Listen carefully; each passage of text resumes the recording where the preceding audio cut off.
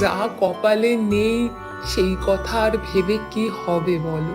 ঠিক সেই সময় সেখানকার আকাশপথ দিয়ে উড়ে একটা পরী যাচ্ছিল।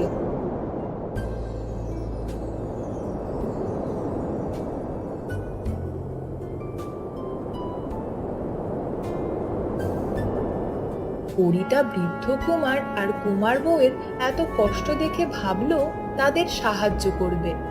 সেই ভেবে পরী তাদের বাড়িতে একটা কোণে লুকিয়ে পড়ল। দিন গড়িয়ে রাত নামলো।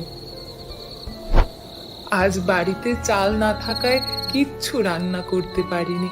দুটো মুড়ি বাতাসা আছে, এই খেয়েই চলো আজকের রাতটা কোনোভাবে কাটিয়ে দিই।